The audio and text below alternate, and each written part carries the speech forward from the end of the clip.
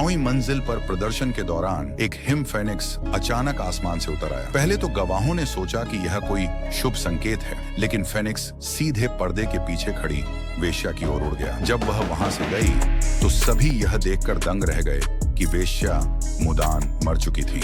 घटनास्थल के पास एक अजीबोगरीब बर्फ की गुफा भी मिली। सभी को शक था कि फेनिक्स ने हत्या की है। यह एक दिव्य उपहार था जो उन गद्दारों ने भेजा था जो अब सत्ता में हैं और अनगिनत लोग उनके दुर्भाग्य से पीड़ित हैं। हालांकि जैसे ही सभी चर्चा कर रहे थे, इस अफरा तफरी के बीच डाली मंदिर के मुख्य न्यायाधीश हूँ जो रेस्टोरेंट में खाना खा रहे थे ने तुरंत कुछ देखा। हालांकि पास खड़े वेटर ने जोर देकर कहा कि उसने हिम फेनिक्स को पर्दे के पार जाते और पेयोनी की गर्दन पर चोंच मारते देखा था। भौतिकवादी हूँ का अब भी मानना था कि हत्यारा कोई इंसान ही होगा और सबसे संभावित संदिग्ध उसके सामने कसकर लिपटा हुआ युवक था। अप्रत्याशित रूप से पूछताछ के बावजूद युवक जियानजिंग कैद ही रहा। अगर मैं साबित कर दूं कि हत्यारा कोई और है, अगर तुम हत्यारे को मार सकते हो तो दाली मंदिर, मैं तुम पर कोई गलत काम करने का आरोप नहीं लगाऊंगा। एक शब्द ही पक्की बात है। इसीलिए जियानजिंग को इतना भरोसा है कि वह हत्यारे को ढूंढ सकता है। ऐसा सिर्फ इसलिए है क्योंकि उसकी सूंघने की शक्ति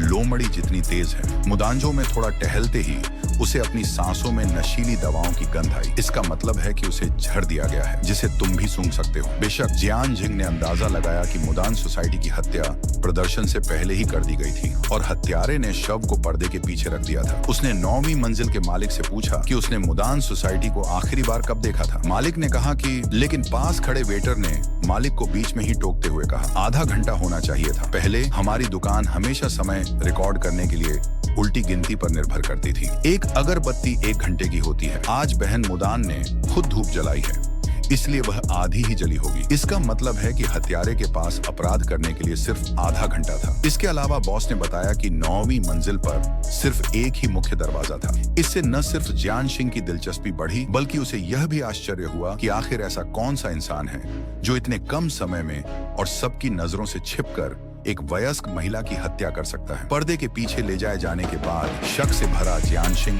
मुदान के कमरे में गया और कोई सुराग ढूंढने की कोशिश की। उसने जल्द ही खिड़की पर रस्सी के रगड़ने के निशान देखे। साफ था कि हत्यारे ने मुदान की हत्या बाहर की थी, फिर रस्सी से लाश को ऊपर लाया और आखिरकार उसे बराबर बटा हुआ। लेकिन यह ऑपरेशन थोड़ा मुश्किल था, इसलिए हत्यारे का कोई साथी जरूर होगा। उसी कमरे में बैठे लॉर्ड हू को अचानक एक छोटी सी घटना याद आ गई, जो अभी अभी हुई थी जब वह और जियानजिंग रात के खाने के लिए एक ही मेज पर बैठे थे। हत्या का अभी पता नहीं चला था। वेटर उनकी मेज पर खाना परोस रहा था, लेकिन जियानजिंग ने उससे आती हुई बदबू महसूस की। क्या यह वेटर की वजह से थी? क्या खाना बासी था या मास्टर हू की वजह से? मुझे माफ करना, मैं अभी तुम्हारे लिए बर्तन बदल दूंगा। मास्टर हू ने अनुमान लगाया कि वेटर के शरीर से खून की गंध छपरासी ले जाने से आ रही थी। जियानजिंग के अचानक याद दिलाने पर वेटर को खाना बदलते समय साफ कपड़े मिले। वेटर बहस करने ही वाला था कि मास्टर हू का गार्ड जेंग शेंग वहां आ गया। रेस्टोरेंट के तहखाने में एक जोड़ी जूते और एक ड्रेस मिली। ये वही कपड़े थे जो वेटर ने अभी अभी पहने थे। संदिग्ध के रंगे हाथों पकड़े जाने के बाद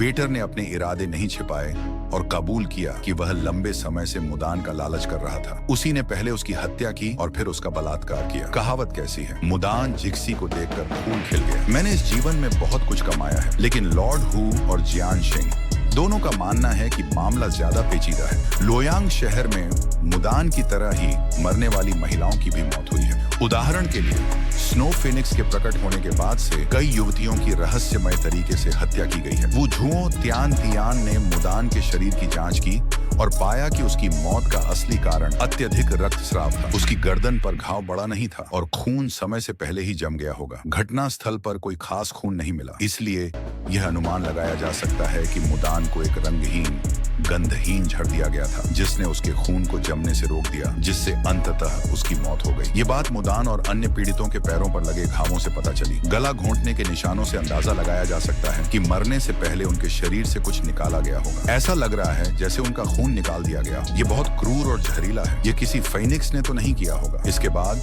जेंग शेंग ने जियानशियाओ को बांध दिया और उसे बुरी तरह प्रताड़ित किया, लेकिन वह जिद्दी था और यह बताने से इनकार कर दिया कि उसकी मदद किसने की। मैंने तुम कमीनों के लिए एक खास व्यंजन बनाया है जिसका नाम है घास काटना और जड़ें मिटाना। मैंने कहा, लोयांग शहर का एक नक्शा जिसमें पहली हत्या और सबसे हालिया हत्याएं अलग अलग जगहों पर हुई थी। उन्होंने सैनिकों को तैनात किया ताकि वे फेनिक्स के प्रकट होते ही तुरंत पहुंच सकें। अप्रत्याशित रूप से इस समय जियानजिंग ने हर लाश की गंध का विश्लेषण किया और पाया कि उन सभी में झांगमू की गंध आ रही थी। झांगमू कई प्रकार के होते हैं, लेकिन इन पीड़ितों पर झांगमू की गंध बहुत कड़वी और अजीब थी। वह बाजार में झांगमू के चिन्ह बेचने वाली दुकानों की तलाश में गया, लेकिन गंध इतनी कम थी कि शवों पर ज्यादा देर तक नहीं टिक सकी। जब झांगमू को ले जा रही एक गाड़ी तेजी से गुजरी तो जियानजिंग हैरान रह गया। गंध मृत व्यक्ति की गंध से मेल खाती थी। जियानजिंग ने जल्दी से इस सुराग का पीछा किया, रहस्य सुलझाया और एक चौंकाने वाले रहस्य पर ठोकर खाई। वुदान को तुमने ही मारा था। ये 2025 के लिए सबसे अच्छा विकल्प है। देवता सभी आहें भर रहे हैं। प्रत्येक मामला विचित्र और अनोखा है, प्राचीन लोक संस्कृति से गहराई से जुड़ा हुआ है, जो वास्तव में चीनी आतंक को चरम पर ले जाता है।